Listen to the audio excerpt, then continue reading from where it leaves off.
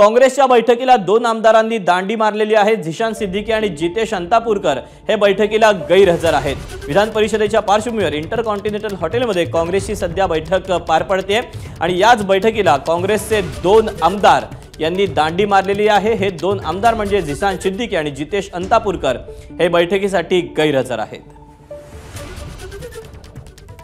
आता काँग्रेसचे 3 ते 4 आमदार जे आहेत ते दुसरीकडे मतदान करतील असं शेकापच्या जयंत पाटील यांनी म्हटलेलं होतं आणि या सगळ्या पार्श्वभूमीवर आता ही जी काँग्रेसच्या आमदारांची बैठकीसाठी गैरहजेरीची आलेली बातमी ही अतिशय महत्त्वाची ठरते।